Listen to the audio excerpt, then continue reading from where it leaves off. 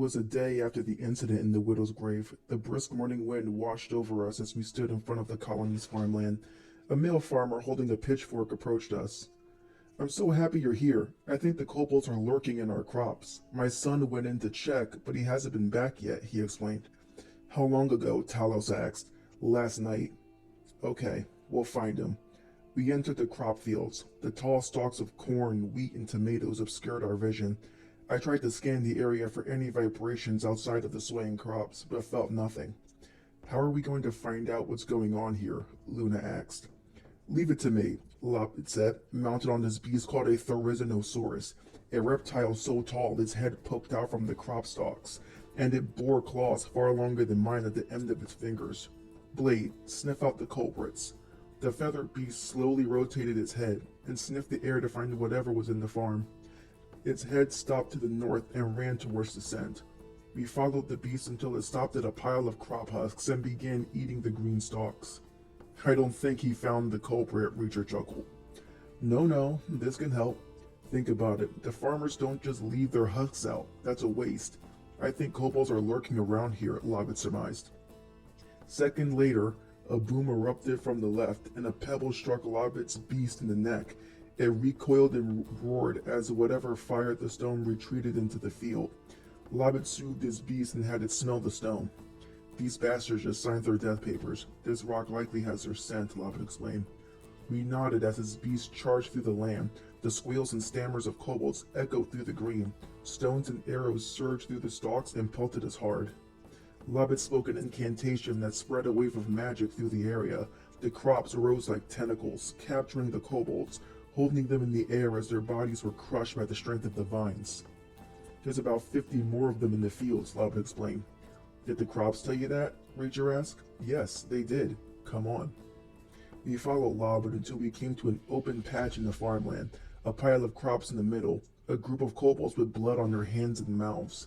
Behind them, the body of a human, missing many limbs and some of its belly removed.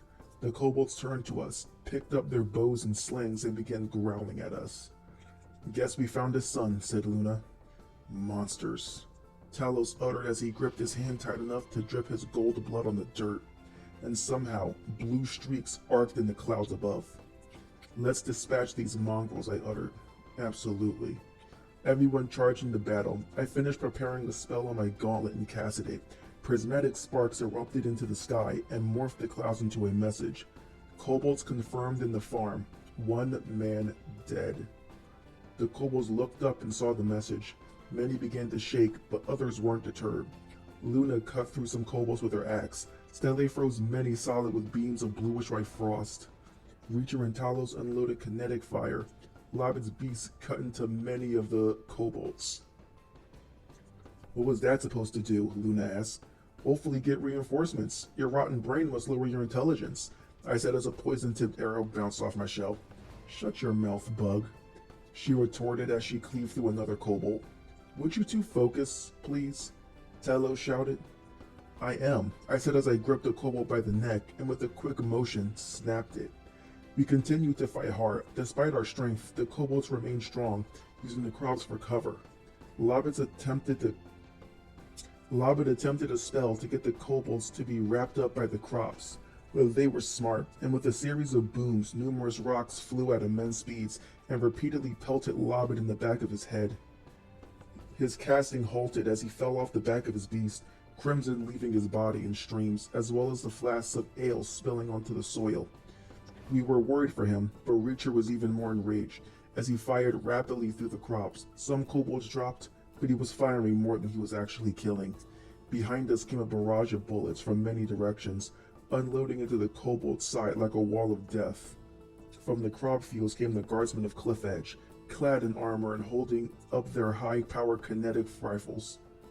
Rocks and arrows stopped as the pitter-patter of footsteps got farther and farther away.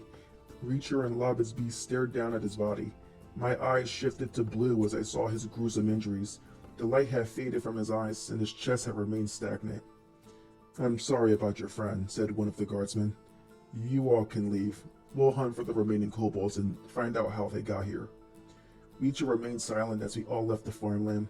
We stood outside, silent at the death that had transpired. That was... Stell stopped, unable to speak further. We did well. So did Lobbit. Shame what happened to him, though, Talos said. Indeed, I agreed. It could have been any one of us, Luna said. Yes, this is the line of work we've chosen, I replied.